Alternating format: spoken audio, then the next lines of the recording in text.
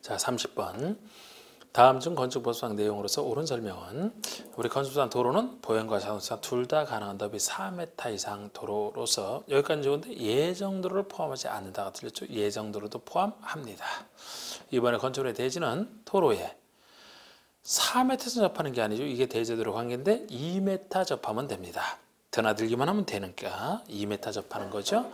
이것도 도로 개념에 자동차만 통해 사용되는 것은 제외. 우리 자동차만 다니시는 자동차 전용도로는 보행이 불가능하기 때문에 최소 보행은 가능해야 돼요. 그래서 이건 제외고요. 2m 접하는 겁니다. 근데 이제 3번의 얘기는 연면적 2,000 이상일 때 뭐 좀 큰 건축물 연면적 2,000 이상이면 공장은 따로 3,000 이상부터 예외고요. 이런 2,000 이상이면은 크니까 많은 사람 사니까 더 많이 접해야 돼요. 그래서 2가 추가됐으니까 2,002가 추가됐으니까 원칙적 도로너비 4에다 2를 더하고 도로너비 접하는 도로 2에다 2를 더해서 너비 6m 이상 되는 도로에 4m 이상 접하라고 얘기를 합니다. 그런데 지금 이거는 안 되는 게 축사나 작물 재배사이기 때문에 틀린 겁니다. 2,000 이상이라 하더라도 축사나 작물 재배사라면 사람 사는 곳이 아니잖아요. 이거를 관리할 사람만 드나들면 되기 때문에 이때는 원칙으로 제외, 원칙으로 돌아가서 2m 이상 접하면 되는 겁니다. 축사나 작물 재배사라서 틀린 겁니다. 4번의 건축과 담장의 지표 아래 부분은 건축의 수직면을 넘어도 된다.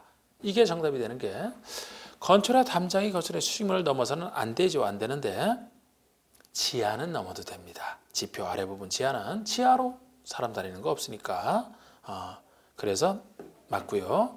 5번의 도로면으로부터 높이 8m 이하가 아니고 4.5m 이하죠. 육교 높이 4.5m 이하에 있는 출입구나 창문은 열고 닫을 때 여다지 건축의 수직면을 넘지 않는 구조로 하라. 수직면을 넘어서게 되면 충돌돼서 안 되죠. 열었을 때. 그래서 넘지 않는 구조로 하라. 4.5m 넘어서는 와서 부딪힐 차가 사람이 없기 때문에 넘어도 됩니다. 4.5m 이하에서 안 된다는 거죠. 31번. 다음은 건축법상 이행 강제금에 대한 설명이다. 옳은 거. 자, 우리 1번은 기존 건축물이기 때문에 이행하정부가 못합니다. 위반 건축물에 대해서 이행하정부가 하는 거예요. 우리 건축법에서는 법을 위반해서 지은 잘못한 위반 건축물이 있고 처음에 적법하게 지었는데 나중에 문제가 된 기존 건축물이 있거든요. 기존 건축물에는 좋은 조치만 해야 돼. 잘못한 사람이 아니기 때문에 안전조치 못합니다. 우리 이행강제처럼 무서운 것은 위반 건축에 대한 조치로 보셔야 돼. 그래서 이거 1번이 틀린 건데 기존 건축을 하더라도 공익상 유해한 경우에는 철거 등은 명할 수 있습니다. 철거 등은 명할 수 있지만 이행을 안 한다고 해서 이행하지 부과는 못하는 거예요. 기존 건축물이라.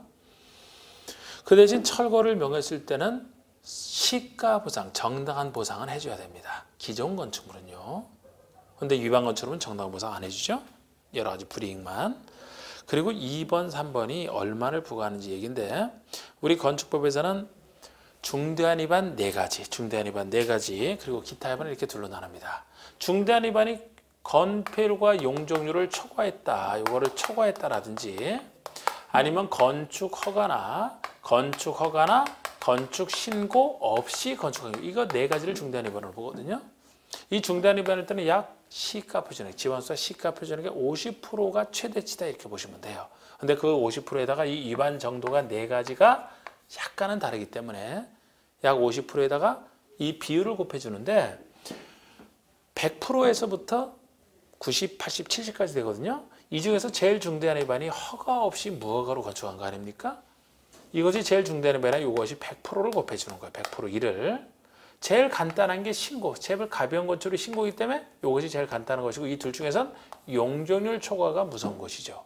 그래서 허가 없이 건축한 경우가 제일 중대한 위반 100이고 용적률을 초과했다라 그 다음에 90%가 되고 건폐율이 70%가 되고 건축 신고는 제일 간단한 90 다음에 80이 나와야 되죠. 요게 70이 되죠.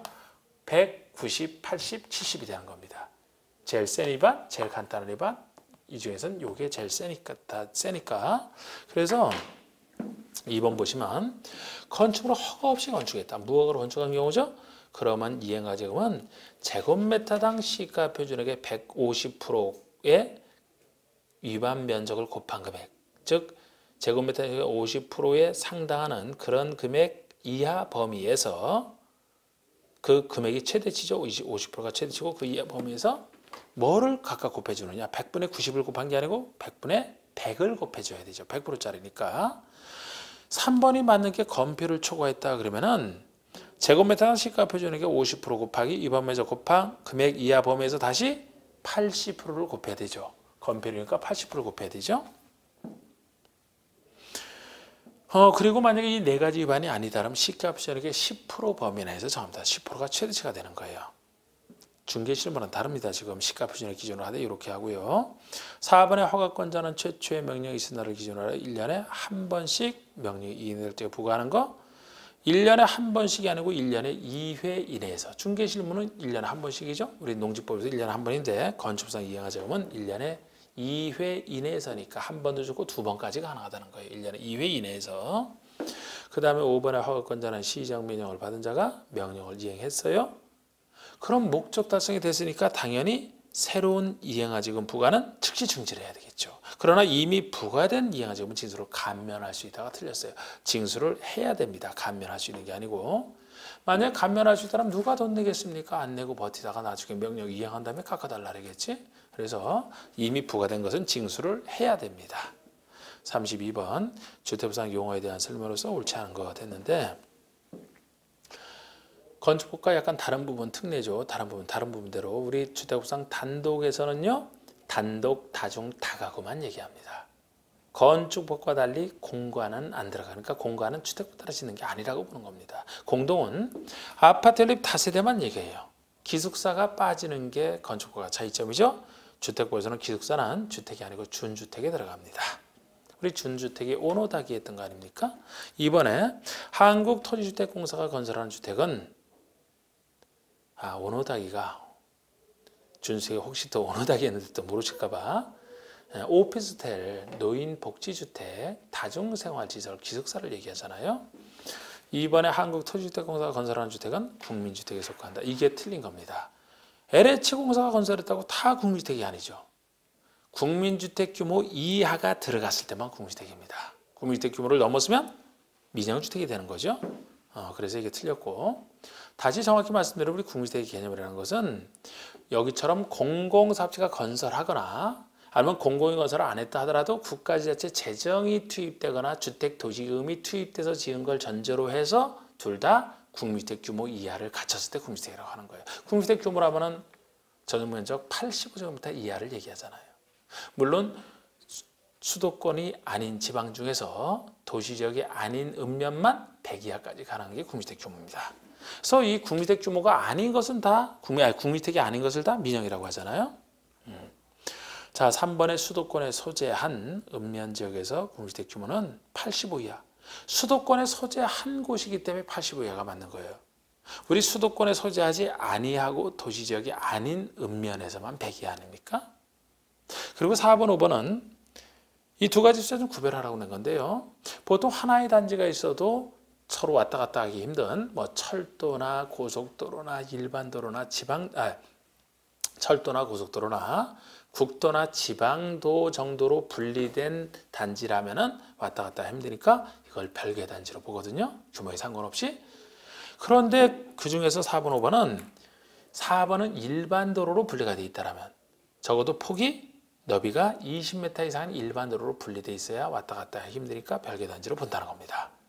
그런데 5번에 도시계획 예정도로로 분리돼 있다라면 이 예정도로는 아직 건설이 안 된 도로인데 도시군 관리계획이 이제 결정은 됐는데 아직 설치가 안 된 걸 얘기하죠. 이 정도 특수한 도로라면 폭이 8m 이상인 도시계획 예정도로로 분리돼 있어도 각각을 별개 단지로 보겠다. 그래서 4번, 5번 구별하실 때 맞습니다. 33번. 주택법상 주택조합원의 교체나 신규가입에 대한 설명이다. 옳지 않은 거. 항상 주택조합할 때는 지역과 직장에서 흔드는 것과 리모델링 구별하는 게 기본 틀이라고 했죠. 1번이 지역, 직장, 리모델링 조합이 들어가서 틀렸습니다. 이 지역과 직장 조합 두 조합은 설립인가 받은 후, 즉 조합이 설립된 이후에 조합원 교체나 신규 가입 안 되는 게 원칙입니다. 리모델링은 이런 제한 안 받아요. 이게 왜 지역과 직장만 받는 얘기냐면은 이게 주택 공급 질서 교란 금지에 걸려서 그렇지 않습니까? 주택보상은 주택을 받을 수 있는 증서나 지위를 본인이 가지고 있다 받아라. 남에게 양도 못한다. 지역과 직장조합은 조합주택을 건설해서 이거를 받을 수 있는 지위에 속하잖아요. 리모델링은 새로 건설을 받는 게 아니기 때문에 빠지는 겁니다. 그래서 이거 틀렸고, 이게 원칙적으로는 지위자는 안 되지만 되는 예외 세 가지가 2, 3, 4번이 그 예외에 관련된 것이죠. 2번에 조합원이 사망했어요. 상속인이 받아야 됩니다. 사망 또는 조합원이 무죄죄로 판단돼 자격 상실한 경우에도 사망과 동일하게 조합원을 교체나 신규로 가입하게 할 수 있습니다. 3번에 조합원이 탈퇴하여 조합원이 20인 미만이 되는 경우에는 20인 이상이 되도록 조합원을 충원할 수 없다니까 맞는 거예요. 여러분, 제가 지역과 직장은 조합원 수재하는 하는데 건설을 전제로 해서 건설 예정 세대수의 최소 50% 이상의 조합원이 돼야 됩니다. 그래야지 조합주택의 기본 성질을 유지할 수 있죠. 일반에게 더 주는 것, 더 많이 주는 건 안 되잖아. 그래서 지역과 직장조합의 조합원은 건설 예정 세대수의 50% 이상의 조합원을 구성하되 20명 이상을 채워야 됩니다. 그런데 여기서 혹시 조합원의 탈퇴 등으로 인해서 예정 세대수의 50% 미만이 됐다면 최소한의 조합주택의 성질을 유지하기 위해서 50% 이상에 충원할 수는 있습니다만, 그건 충원할 수 있죠? 20명 미만일 때는 충원 못하는 사유로 옛날엔 충원이 됐거든요. 그러니까 지금은 20명 미만이 돼도 충원 못해요. 최소 예정 세대의 50% 이상만 유지가 되면은 조합주택의 기본 성질 유지하니까 된다는 겁니다. 그래서 이건 충원할 수 없는 사유로 기억하셔야 돼. 50% 미만은 충원할 수 있어요. 20명 미만은 충원 못합니다. 또 4번이 사업계획 승인 이후 입자로 선된 지위가 양도 등으로 변경이 됐다면 조합원을 교체 신규 가입하게 할 수 있다. 조합의 설립인가 받은 후에는 원칙적으로 안 됩니다. 이 조합이 만들어진 이후에 사업계획 승인까지 통과했다면 핵심 절차인 사업 승인을 받았기 때문에 그 이후에는 교체 신규 가입 가능하다라는 얘기가 됩니다. 단 이때도 투기과열을 위해서 지위 전매가 제한이 된다 그러면은 처음에 못하는 기간이니까 그때는 양도 안 되겠죠. 그러하지 아니하다. 그리고 변경되는 자는 교체 신규 가입 마찬가지죠. 변경될 때는 교체 신규 가입 당시로 조합원 자격을 갖춰야 되는 게 아니고 기존 조합원과 똑같이 다루기 위해서 설립인가 신청일 기준으로 조합원 자격을 충족해야 됩니다. 기존 조합원도 조합의 설립인가 당시부터 조합주택에 입주 가능일까지 내내 조합원 자격을 유지해야 되지 않습니까? 그래서 교체나 신규 가입되는 자도 설립인가 신청 기준으로 조합원 자격을 갖춰야 된다는 겁니다. 단 상속은 항상 예외죠. 저절로 상속받는 것이라 상속받는 자는 자격을 갖출 필요가 없다. 그래서 1번만 틀린 겁니다. 34번이 주택건설사업의 시행에 대한 다음 설명 중 가장 옳은 것인데, 자 1번은 해당 대지면적이 10만 이상이다. 시도자 대도시장의 사업승인권자를 얘기합니다. 제가 사업승인권자는 대지면적이 작다 10만 미만이면은 마치 관리기획 이반권자처럼 특광 자치자치도 시장운수만 특광 시장운수 10만 이상이면 관리기획 결정권자처럼 시도자 대도시장. 그래서 결국 차이점을 따져보면은 특별시에서부터 대도시장까지는 규모에 상관없이 항상 그 사람이 한다는 얘기고, 대도시가 아닌 시장은수가 하는 것이 10만 미만, 도지사가 하는 것이 10만 이상, 거기서만 차이가 난다 그랬죠. 그래서 이게 맞는 것인데 다른 것들이 왜 틀린지를 잘 보세요. 2번에 자, 우리 2번은 국장의 사업승인을 받아야 되는 사유를 얘기하는데 오히려 국장의 사업승인권자가 되는 걸 더 많이 물어봤습니다. 그런데 2번은 틀리는 게 지자체와 지방공사가 들어가서 틀렸어요. 지자체와 지방공사를 빼줘야 돼. 자, 우리 국가나 토지주택공사가 한다면 규모에 상관없이 전국을 대상으로 사업을 하기 때문에 국장이 받는 게 편하다는 취지에서 국장의 사업승인이 되는 거예요. 그러나 지자체나 지방공사라면 그 지방에서만 사업을 하겠죠. 오히려 국장이 받으려면 불편하지. 원칙으로 돌아서 지자체장이 받는 게 편하겠죠. 그래서 거기에 빠져야 됩니다. 그래서 여기서 요거 하나만 물어봤지만 기타 두 가지가 더 있죠. 국장이 사업승인을 내는 경우가 두 가지가 더 있습니다. 누가 했든지 사업체 상관없이 규모가 큰 사업, 330만 대규모 택지개발 도시개발 사업을 추진하는 지역 중에 국장이 지정고시하는 지역 안에서 할 때 대규모 사업이니까 국장에 관련돼 있다. 또 하나는 수도권이나 광역시 지역의 긴급한 주택 나누소가 필요해. 긴급하니까 예외 인정한다. 그리고 어떤 지역 균형 개발이나 광역 지원의 조정이 필요하다. 그러면 지자체장이 못할 거 아닙니까? 그때는 국장이 사업승인 내주는 것으로 기억하셔야 돼요. 세 가지 전체. 그리고 3번에 못 감기 때문에 계속 물을 먹었더니만 배만 부릅니다 지금. 3번에 사업계획 승인을 얻은 사업주체는 승인을 얻은 때로부터 3년 내 착수하라. 유명한 5년짜리잖아. 건축주택법에서 제가 135 아닌 거 135 따르기 가지고 대표적 나머지가 2년인데 이게 사업 승인 받은 후 착수가 대표적인 5년짜리 들어가는 거 아닙니까? 그래서 이건 5년 내에 착수해야 돼. 그리고 4번은 국민주택을 건설하거나 국민주택을 건설하기 위한 대지를 조성할 때 민간사업주체라도 토지 등을 수용 사용할 수 있다. 주택법상 수용 사용의 특징이죠. 다른 법의 수용 사용은 도중직 사업이라 민간 시행자도 수용 사용권은 가집니다만 주택법에서는 도중직 사업이 아니기 때문에 공공사업주체만 그것도 국민주택 건설과 관련해서만 수용 사용이 있다 그랬죠. 그래서 국민주택은 좋은데 민간인이라 수용 사용 못하는 겁니다. 5번의 주택법상 사업계획 승인을 얻어 건설한 도시형 생활주택의 감리자는 사업 승인권자가 지정한다. 주택법에서는 큰 사업을 다루기 때문에 원칙은 행정청인 승인권자가 지정하는 게 원칙입니다. 그런데 그렇지 않은 예외 둘이 존재하는 그 중에 하나가 혜택을 줘야 되는 도시형 생활주택과 또 하나가 공공사업체 믿어주니까 이 두 가지는 승인권자가 지정하지 아니하는 것에 속합니다. 즉 사업주체가 지정을 하겠죠. 35번은 주택법상 분양가 상한제 적용 주택에 관한 설명이다. 틀린 것은 우리 분양가 상한제는 일반 공급분 중에서 주로 공공택지에서 짓는 게 적용되죠. 1번입니다. 사업주체는 공공택지에서 일반에게 공급하는 공동주택은 주택법에서 정하는 기준에 따라 산정되는 분양가 이하로 공급해야 된다. 이게 분양가 상한제 적용을 받는 걸 얘기합니다. 맞고요. 이번에 사업주가 공공택지, 외의택지, 민간택지에서 일반에 공급하는 공동주택은 언제나 적용을 받지 않는다. 언제나 안 받는다. 틀렸습니다. 원칙적으로 안 받지만 민간택지에서도 분양가 상한제 적용을 받게 하려면 우리 전 시간에 3회 때 뵀던 국장이 분양가 상한제 적용 지역을 지정하면 되잖아요. 그래서 민간택지에서 다른 얘기 없으면 안 받고 분양가 상한제 적용 지역이 지정된 곳에서만 적용을 받기 때문에 언제나 안 받는다는 표현이 틀린 겁니다. 그래서 이 분양가 상한제 적용 지역을 이제 많이 지정하려고 규정을 완화된 것을 3회 때 했잖아요. 3번에 관광특구에서는 관광특구에서 건설하는 공동주택으로서 해당 건축의 층수가 50층 이상 또는 150m 이상인 경우는 적용을 받지 않는 예. 분양가 상한제 적용을 안 받는 것으로서 도시형 생활주택 혜택 받는 거 그거 크죠. 도시형 생활주택 안 받죠. 그리고 경제적위원회에서 안 받기로 의견한 것도 안 받는데 또 이것도 안 받는 거예요. 그래서 관광특구에서는 큰 공동주택을 유도를 해서 관광특구를 훌륭하게 개발시키려고 초고층 높이 혜택 주는 거죠. 초고층 50층 이상입니다. 그런데 주택법에서는 주택만 다루기 때문에 한 개층에 곱하기 3을 해주는 게 한 개층이기 때문에 50층 이상 또는 곱하기 3에서 150m 이상 이게 적용 안 받는 겁니다. 4번은 공공택지에서 주택을 공급할 때 택지비는 자 우리 택지비 공공택지에서는 그 공급한 가격을 그대로 인정하기 때문에 별 불만이 없어요. 공급 가격에 일정한 비용을 가산한 급여로 합니다.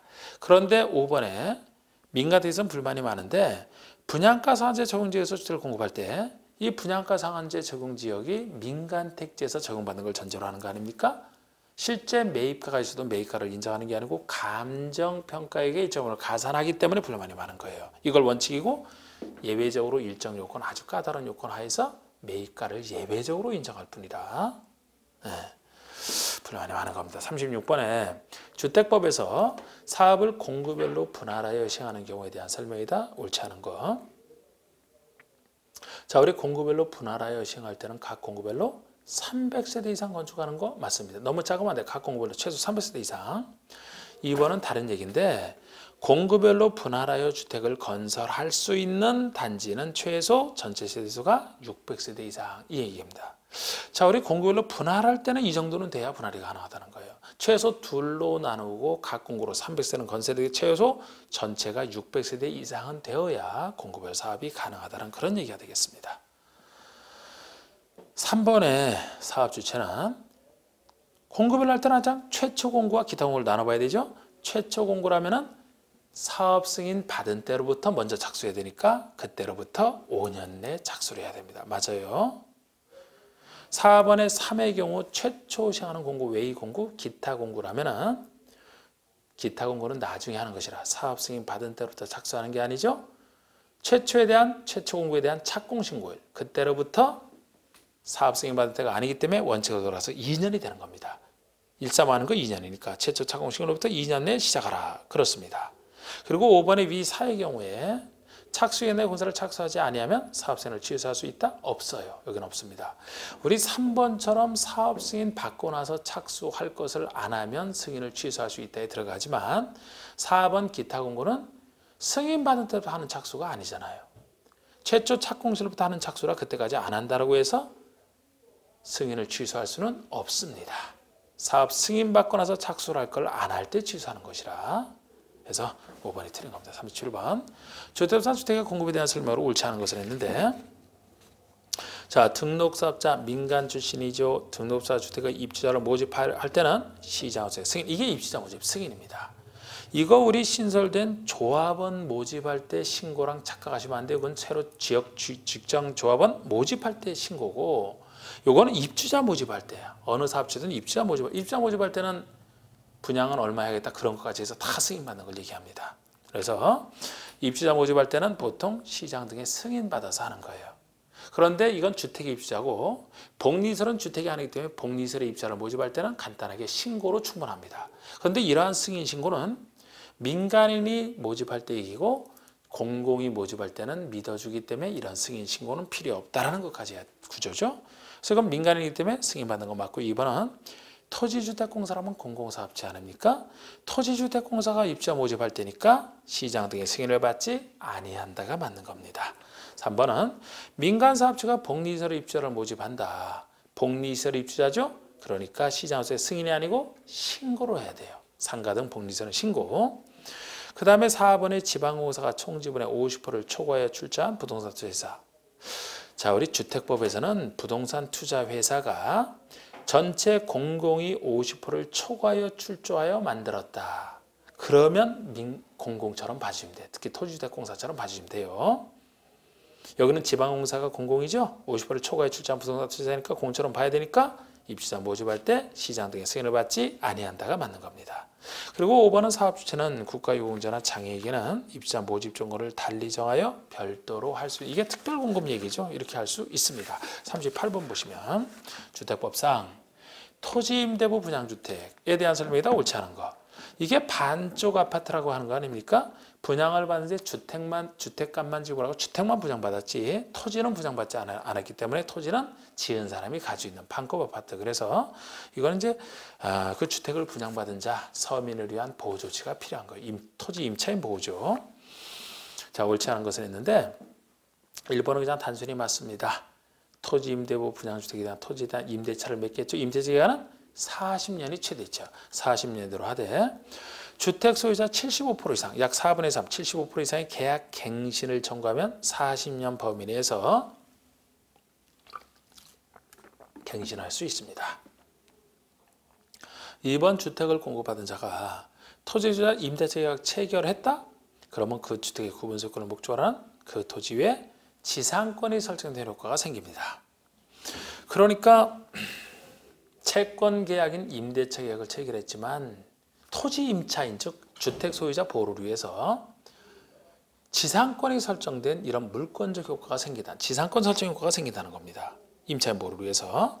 그리고 여기서는 임대료가 중요해요. 임대료가 만약에 비싸다면 반값 아파트 의미가 없어 서민들이 못 삽니다. 그래서 3번은 공공택지의 경우, 4번은 민간택지의 경우인데 민간에는 뭐 무조건 손해봐라 할 수는 없고요. 공공택지는 좀 더 서민들에서 손해봐도 된다. 그런 취지로서 3번의 공공택지라면 토지 임대료는 해당 투의 조성원가 엄청 싼 거죠. 조성된 원가니까 조성 원가에 3년 만기 정기예금 평균 이자를 적용하여 산정합니다. 그러니까 조성 원가에다가 이자율 정도로 합산해서 계산을 하니까 임대료는 굉장히 싸겠죠. 4번의 공공택지 민간택지라면은 토지 임대료는 토지의 매입가가 틀렸어요. 매입가 가격이 아니고 감정 가격에 3년 만기 이자로 합산한 금액으로 계산을 합니다. 그러니까 민간택지는 일반적으로 너무 손해를 못 보게 하고 그렇다고 매입가는 아니죠. 매입가하면 비싸게 될 거 아닙니까? 조금 손해봐라. 감정가예요. 이거보다 더 싼 조성원가는 공공택지고 둘을 구별해 보세요.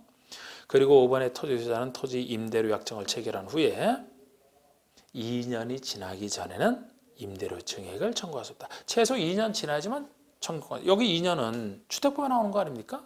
135 아니니까 2년 이렇게 보시면 되는 거죠. 그리고 39번이 농지의 소유상한제에 관련된 설명이다. 옳은 것을 했는데 우리 농지법에서는 농지 소유상한제는 농사 짓는 사람에게는 적용이 안 되고 농업 경영 안 하는 자, 상속, 이농, 주말체험 세 가지 경우만 소유상한제를 인정하지 않습니까? 옳은 것은 1번에 상속받은 자는 1만 이내 것에 하나여 1만 이내 농지를 소유. 이게 틀렸습니다. 우리 이농이나 주말체험농은 자체로 농사 안 짓는 게 전제가 되어 있는데 말 속에 상속만 가지고서는 농사 안 짓는지 짓는 사람도 있으니까 구별이 안 되잖아. 그래서 상속받은 자라고 하면 경영하는 자도 포함되기 때문에 안 되고 상속받은 자 중에서 경영하지 아니하는 자란 말이 들어가야만 1만까지 소유할 수가 맞는 것이 됩니다. 1번 주의하시고 2번에 5년 이상 경영한 후 이농했어요. 이농 당시 소유해서 역시 1만까지는 맞는데 5년 아니고 8년 이상이죠. 8년 이상 경영 후 이농해야 1만까지 소유할 수 있습니다. 개인 소유로. 우리 5년이라는 것은 임대 사용대 사유에서 60세상 고령일 때 5년 넘게 경영에 이용하는 농지라 빌려줄 수 있다. 거기에 들어가는 거죠. 여기는 8년 이상 이농입니다. 3번의 상속농지나 주말체험농지는 한국농어총공사에게 위탁하여 맡겨서 임대 사용들을 한다. 그럼 소유상은 초과할지라도 계속 소유할 수 있다. 주말체험 영농농지가 아니고 이농농지를 적어내. 그러니까 상속이나 이농농지에서 이 규정을 이용할 수 있는 것이지. 주말체험 영농은 본인이 취미 목적으로 써야 되기 때문에 남에게 임대 사용대 자체를 못하는 거 아닙니까? 그러니까 이 규정을 이용할 수가 없어요. 취미 영농은. 그래서 틀렸고 4번에 주말체험을 하고자 하는 자는 각 세대 원당 1000 미만의 것에 하나에 소유할 수 있다. 1000 미만은 맞아요. 세대 원당이 틀렸어요. 원을 빼야 됩니다. 원을 빼면 세대당이 되죠. 그래서 상속이나 이용은 각자 소유로 만을 계산하지만 취미 영농은 세대당 면적이 1000 미만입니다. 세대당이라는 것은 각 세대원이 차지하는 총 면적을 계산하는 거죠. 그래서 세대원 아니고 세대당, 즉 세대원 전부가 서는 총 면적으로 계산합니다. 그리고 5번에 소유상한을 초과하여 소유한 것이 판명이 됐어요. 그럼 그때로부터 1년 내에 초과 소유분을 처분해야 되며 농지 처분 사유가 발생하면 그 사유 발생일부터 1년 내에 팔아야 된다고 3회 때 우리 배웠었죠. 그런데 이제 초과 소유분이면 소유상한 초과했으면 전부를 파는 게 아니고 초과 소유분만 파는 것도 정확하죠. 1년 내에 처분해야 되고 이때 미처분 시 1년 내에 처분을 안 하게 되면 시장을 소지한 6월 내에 처분을 명할 수 있다. 이게 처분 명령이죠. 다시 6월 내에 처분을 명하는 게 처분 명령이고 이에 응하지 않으면 처분 명령에 따르지 않으면 이행강제금을 부과하는 것도 맞습니다. 여기 이행강제금이 참고로 농지상 이행강제금이 농지가에게 20%를 1년에 1회씩 부과하는 겁니다. 40번에 농지부산 농업진흥지역 지정에 대한 기술이다. 틀린 것은 자 농업진흥지역은 시도지사가 지정을 합니다. 농장이 아니고 시도지사가 미리 소유자에게 개별 통제하고 주민 의견을 들어서 농장에 승인받아서 농장의 승인을 받을 뿐이에요. 정확합니다. 그리고 2번의 농업진흥지역은 농업진흥구역과 보호구역 두 가지 구역으로 구분할 수가 있어요. 진흥구역과 보호구역으로 진흥구역이 어떤 농지의 집단화랑 관련된 핵심 농지가 진흥구역, 보호구역은 진흥구역을 보호할 구역입니다. 그래서 보호구역 뜻은 3번에 나와 있죠. 보호구역은 무엇을 보호해 줄 것이냐. 진흥구역을 보호해주겠다. 농업진흥구역의 용손 확보, 수질 보장 등 농업 환경을 보호하려고 지정하는 것이 보호구역이 되겠습니다. 그리고 4번의 주상공이나 특별시 녹지지역에는 농업진흥지역을 지정할 수 없다. 주상공은 개발할 땅인데 농업진흥지역을 지정으로 해서 농사지어라? 안 되죠. 그래서 주상공은 지정할 수 없고 녹지와 비도시에 가능하지만 특별시 녹지지역만큼은 특별히 빠진다 이렇게 했던 거. 그래서 특별시 녹지지역도 지정 못하고 나머지 녹지와 비도시에 가능한 겁니다. 그래서 1, 2, 3, 4번이 다 정확히 맞고 그래서 5번이 틀리는 건데 여기서 농업진흥구역과 보호구역에서 뭐를 할 수 있는지는 좀 더 깊이 들어가는 부분인데 제가 주택만이라도 놓고 보라고 이거는 냈습니다. 자, 농업진흥구역에는 부지 1000 미만의 단독주택 건축이 허용된다. 부지 1000 미만의 단독주택 건축이 허용되는 곳은 진흥구역이 아니고 농업보호구역이 있습니다. 농업보호구역. 우리 농업진흥구역에서는 660 이하의 660제곱미터 이하의 농업인 어업인 주택만 허용이 돼요. 그러니까 진흥구역에서는 농업인 요건을 갖춘 농업인 주택만 660 이하에서 허용되는 것이고, 보호구역이라면 농업인 요건이 없어도 좁은 의미의 단독주택이라면 1000 미만까지 가능하기 때문에 보호구역이 진흥구역보다는 좀 더 행위제한이 풀어져 있는 것이다. 이 정도만 이렇게 했습니다. 그래서 이렇게 소문지를 정리해드렸고, 하여튼 잘 정리하시고, 우리 뭐 추석 연휴를 앞두고 있지만 수험생에는 추석이 없습니다. 추석이 없어요. 추석 때 공부를 열심히 하시고, 하여튼 그 문제는 뭐 이 정도 요거는 제대로 다 여러분들이 흡수를 하셔도 괜찮습니다. 그리고 이론도 하여튼 빠른 속도로 빨리 여러 번 보는 게 갈수록 나아요. 정확히 보는 것보다는 빠른 속도로 여러 번 보는 게 지금은 더 낫습니다. 그래서 잘 정리하셔서 합격하시길 바라겠습니다. 마치겠습니다.